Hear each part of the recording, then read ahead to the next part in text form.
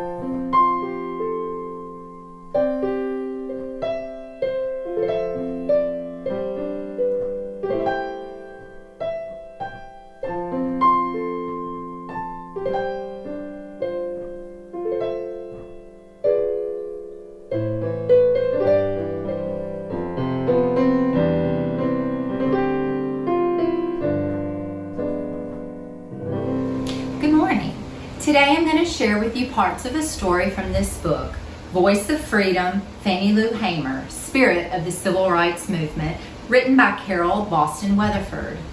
As I read this book, I want you to remember that it's written in Miss Hamer's voice. So as you hear the words, I want you to think about Miss Hamer telling you her story. Sunflower County, Mississippi. Minister Malcolm X once called me the country's #1 freedom-fighting woman, but nothing about my beginnings would make you think anyone beyond these parts would ever hear my name. Mississippi. I was born here, the youngest of 20 children. When I was born on October 6, 1917, the plantation owner paid my mother $50 for producing a future field hand. My mother taught me. A strong woman, my mother wore rags, patched with rags so her children could look decent. Even as a girl, I knew things weren't right. Whites had food, clothing, everything, while blacks worked and went hungry. Don't feel bad, my mama said. We're not bad because we're black people. My mother taught me years ago that black is beautiful. When I was grown, I married Perry Hamer. Pap, as he's known. A good man in few words, steady as a rock. My last name changed, but little else. I joined Pap on the Marlowe plantation where he drove a tractor, and I just picked up different rows. In 1954, me and Pap adopted 2 little girls. I sang spirituals to Dorothy Jean and Virgie Ray, just like my mother had done for me.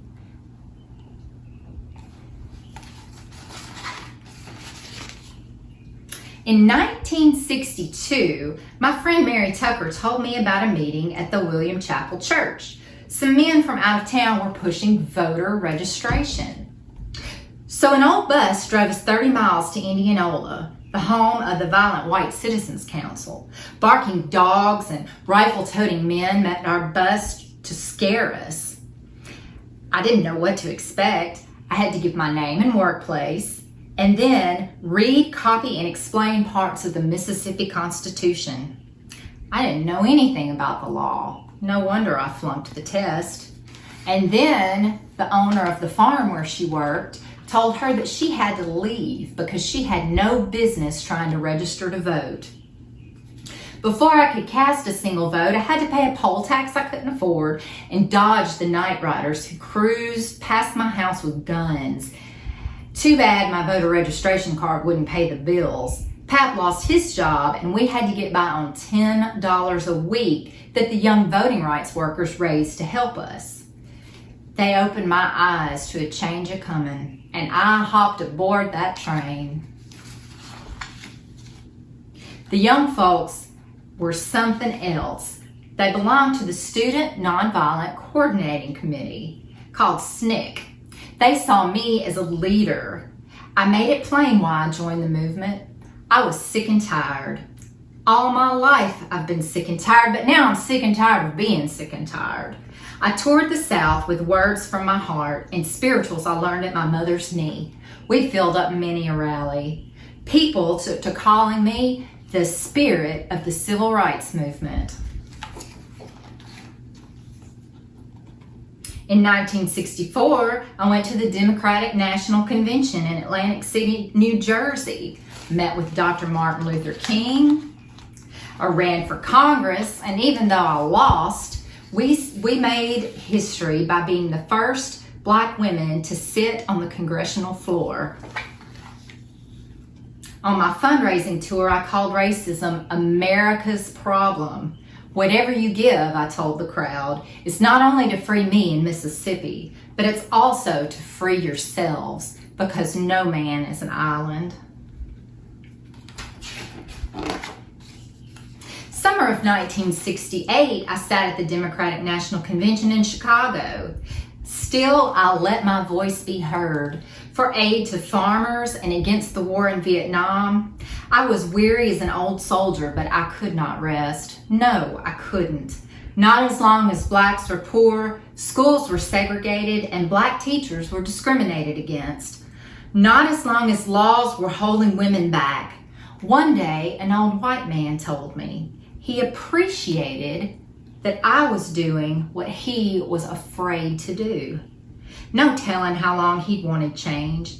He could not be free until I was free. I'd always believed we serve God by serving our fellow man. No child should know what hunger is, so I started Freedom Farm, a pig bank, and a Head Start program. I help folks living in shacks get hold of government housing loans. I mind a lot of pots. I've given my 2 cents to the women's liberation movement.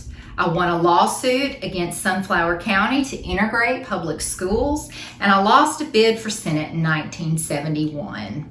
But in 1976, the Congressional Black Caucus, made of Black congresspeople, gave me a Lifetime Service Award.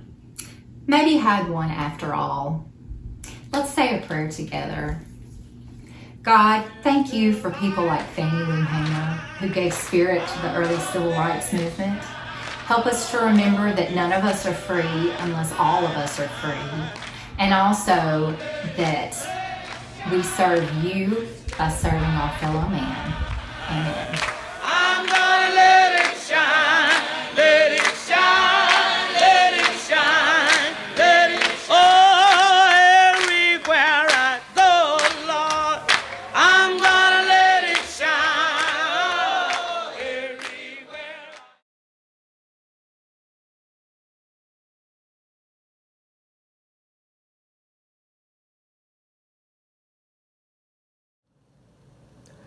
A reading from the Gospel of Matthew. Now while Jesus was at Bethany in the house of Simon the leper, a woman came to him with an alabaster jar of very costly ointment, and she poured it on his head as he sat at the table. But when the disciples saw it, they were angry and said, "Why this waste? For this ointment could have been sold for a large sum, and the money given to the poor." But Jesus, aware of this, said to them, "Why do you trouble this woman? She has performed a good service for me.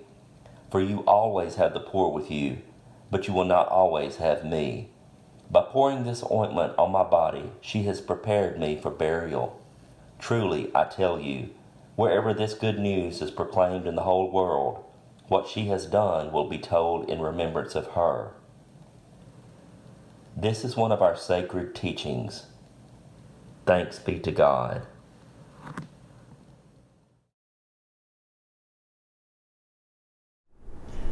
Good morning, church. It is a privilege to have this opportunity to be with you on this Lord's Day. And I offer greetings to you as I prepare to share my morning message filled with thanks for the invitation to be with you and filled with thanks for your being a part of the Alliance of Baptist family. This COVID-19 time has taught us a lot. Among them, the renewed importance of being in supportive Christian community, and that we can have new ways and learn new ways of being community together, and this is one of those ways. So we at the Alliance of Baptists have been doing our work virtually for about 11 years now. We connect with our congregational partners and provide theological home through this virtual engagement. We connect with our ministry partners here in the U.S. and around the world virtually, and we also do our work pursuing God's justice and love virtually.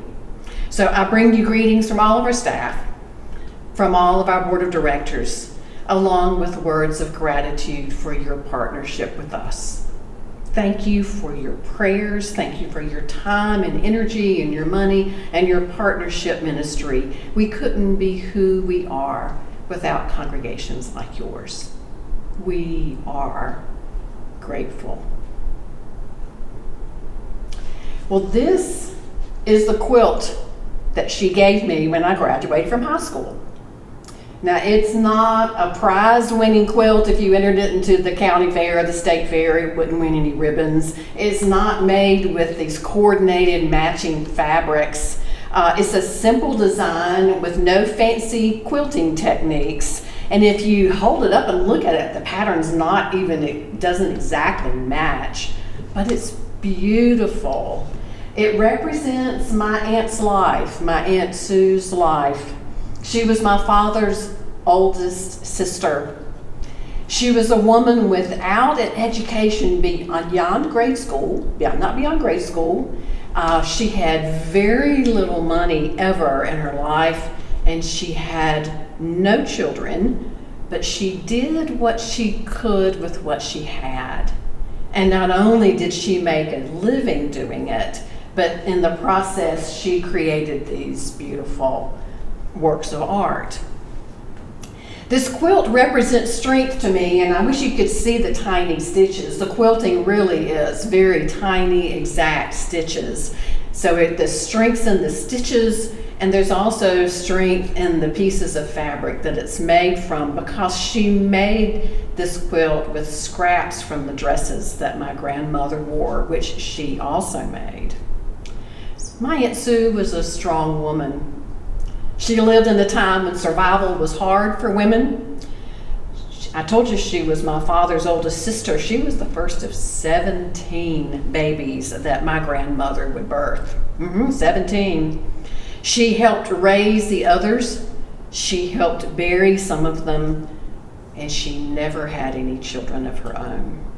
She lived close to poverty all her life, yet she lived by the fruit of the land.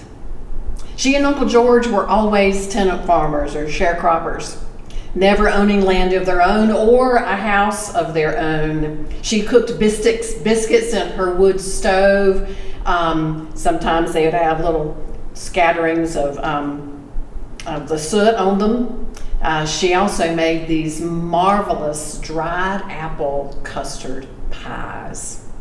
She didn't have an indoor bathroom until the last few years of her life. After Uncle George had died, she moved into an apartment. It was a subsidized apartment for senior adults, and when she lived there, she declared the bathroom was the most beautiful room in the entire place. She died probably about 30 years ago at the age of 87. If I think about survival being difficult for Aunt Sue, and she was white, then I think about how hard it must have been for another sharecropper's wife that I was reminded of just recently when I visited the Civil Rights Museum in Jackson, Mississippi. And that's Fannie Lou Hamer. Just a few years younger than my Aunt Sue, she had even less than Aunt Sue had, for she didn't have security or safety. So lynchings and severe intimidation were common in the Mississippi Delta where Fannie Lou Hamer was raised because she attempted to register to vote in 1962. She was kicked off the plantation where she and her husband lived. She had been living there for 18 years. Her husband lost his job also. But because of that, her activist career was launched, focusing attention on the plight of black citizens throughout the South. Hamer was threatened. She was harassed. She was assaulted. She was arrested and shot at. And in her efforts to work for voting rights for disenfranchised black voters, she was jailed and mercilessly beaten. None of these things, though, ever stopped Hamer from battling racism and poverty. And I encourage you to go online and listen to her speak. You can hear her voice. You find her words. She testifies that before 1962, she had never talked before a crowd of more than 6 people at most. But since that time that she attempted to register to vote, she's had opportunity to speak before thousands in the fight for freedom. And she exclaims, "I believe that God gave me the strength to be able to speak in this cause." Hamer persevered, and she became the first woman ever from Mississippi and the first African American to become an official delegate at the Democratic National Party convention since the Reconstruction period after the Civil War. We can learn a lot from her example as we strive to overcome our own adversities.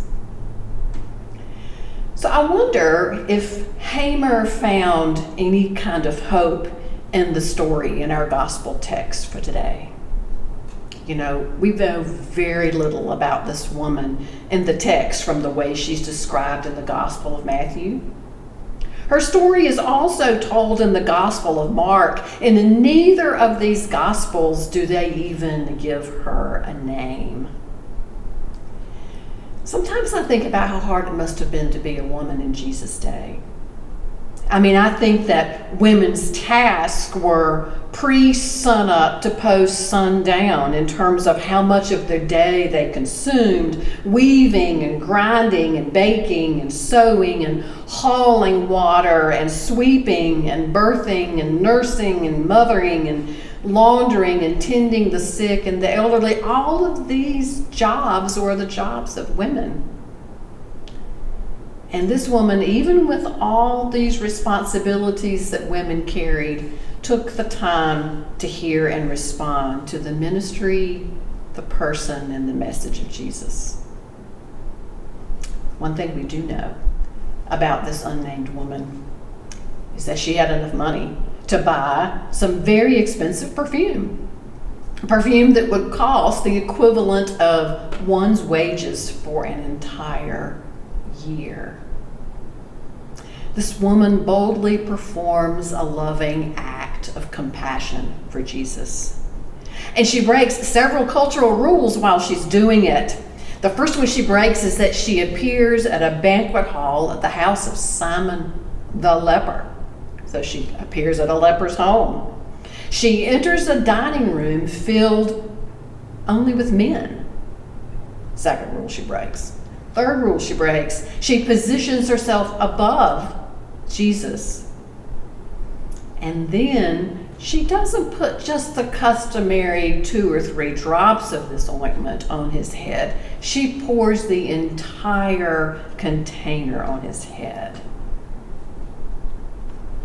Why did she do it? Has she heard Jesus preaching and teaching? Has she been the recipient of one of his acts of mercy and healing and kindness? Has she heard him speak of his own imminent death and realized the gravity of the situation? Perhaps she indeed recognizes him as the one of whom the prophets spoke, the Christ, and before some of his closest followers see fit to anoint him with oil, as someone would who had been selected for a special role in the ancient Near East, she takes it upon herself to do it. We don't know. We don't know why she did this, but what we do know is that she is so courageous. Out of her resources and the possessions that she has, she does what she can do. While the disciples don't seem to grasp who Jesus is and what he's about, and they've been arguing about who's going to sit at his right hand when he comes to power, this unnamed woman ministers to him. She understands him, and she meets his need. Oh, her actions draw attention. They do. The disciples protest over the extravagance and the waste. So many hungry people can be fed. And now, just imagine it, all that costly perfume running down Jesus' beard and down his robe. Just think about the odor, how it would have permeated the entire room and filled everyone's nostrils with its strength.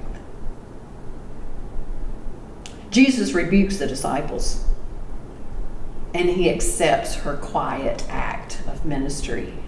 He affirms her. For in her actions, she has proclaimed louder than any prophet, "Here is the Christ. Here he is, the Messiah, the Son of God, the long-awaited one, the one we've been hopeful for, the one we've been expecting." This woman, she had very little in the eyes of the world, not even a name. Powerless. We have no idea how many times she may have said to herself, I can't go do that. No one's ever done this before. At least not in my family. We don't know if she ever thought, what will others think of me? Did that run through her mind? What we do know is that she did what she had within her to do. She did what she could with what she had. And because of that, Jesus said, she will be remembered. Well, who would have been more insignificant in the 1960s than a black woman in Mississippi? Who could have been more disenfranchised and pushed aside than Fannie Lou Hamer?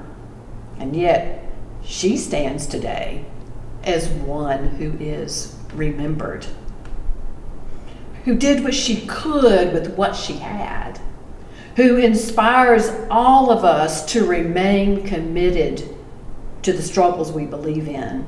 And she taught us to sing, "This little light of mine, I'm gonna let it shine. This little light of mine, I'm gonna let it shine. This little light of mine, I'm gonna let it shine. Let it shine, let it shine, let it shine." Fannie Lou Hamer died in 1977, leaving behind a legacy as a tireless champion for racial equality. It wasn't until 1993 that she was posthumously inducted into the National Women's Hall of Fame. This unnamed woman at Simon's house did what she could.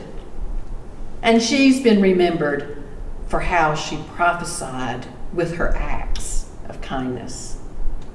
My Aunt Sue did what she could, and her memory is going to be told in my family as long as her beautiful quilts are maintained and treasured. And I have a collection of them. This is the first one I received.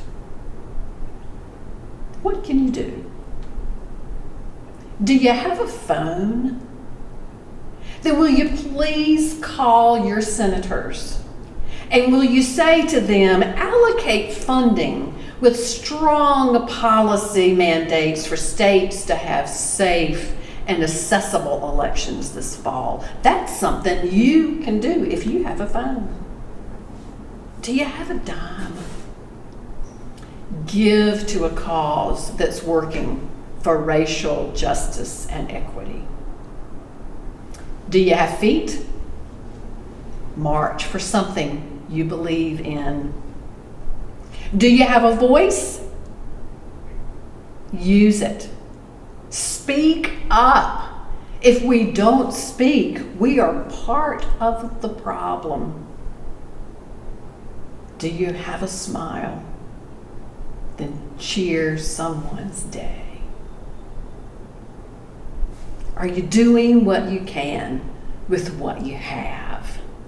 Are you using faithfully the gifts God has given you, being a prophetic witness in your context, in your community, making a difference where you are? Let's leave our time together today remembering the view of Aunt Sue's quilt, a woman who did what she could with what she had. And listening and hearing the voice of Fannie Lou Hamer, who let her light shine, doing more than anyone dreamed possible with what she had. Let's leave this time together remembering this woman whose actions declared, here is the chosen one of God. Let's go with him. Let's follow him. For you too are gifted. You too are called and affirmed by God. Be the people of God, doing what you have the power to do. In the name of the one who created us, who redeems us, and who sustains us. Amen.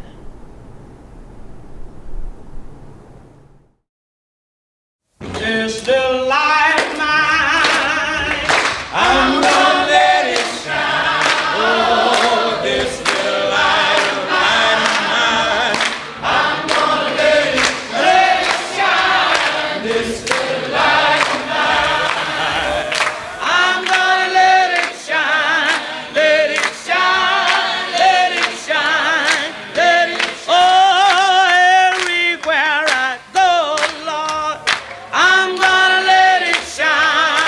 Oh, everywhere I go, Lord, I'm gonna let it shine. Everywhere I go, Lord, I'm gonna let it shine. Let it shine, let it shine, let it go. I've got the light of freedom.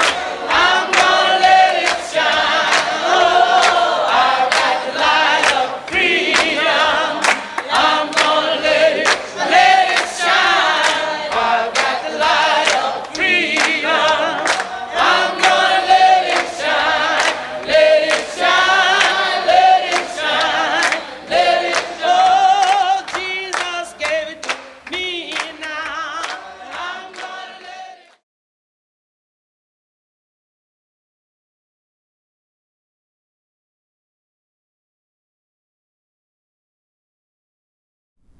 We gather around this table God has set for us, at the great banquet from which no one is excluded. The table is not ours, and the banquet is not ours. We do not get to decide who is welcome and who is not. Rather, the Beloved, who dwells in each of our hearts, has set the table, and the more of us who gather around it, the more clearly we are able to see God's face. This is the table where we are given the bread of Christ, broken and given to us to sustain us in our healing. This is the table where we are given the cup of Christ, poured out and given to us to sustain us in our work for justice. This table is only a glimpse of the great banquet table, the one which stretches into each of your homes, calling the people of God into one body. The bread and the cup are only a glimpse of the sustenance that comes from God's presence, representations of the bread and the wine on each of our tables. These are the gifts of love for the people of love. Thanks be to God. Our Father who art in heaven, hallowed be thy name. Thy kingdom come, thy will be done, on earth as it is in heaven. Give us this day our daily bread, and forgive us our trespasses, as we forgive those who trespass against us. Lead us not into temptation, but deliver us from evil. For thine is the kingdom, and the power, and the glory forever. Amen.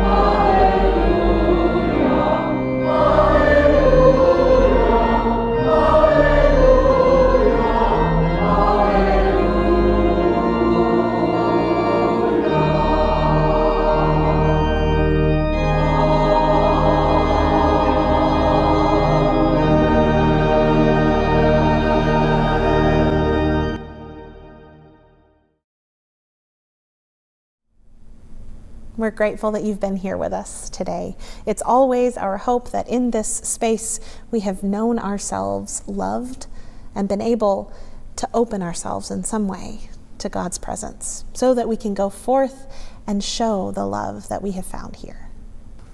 And now, people of God, receive this benediction. If here you have found freedom, take it with you into the world. If you found comfort, go and share it with others. If you've dreamed dreams, go help one another that they might come true. And if you have known love, go and give some back to a bruised and hurting world. You are seen and you are loved. Go in peace.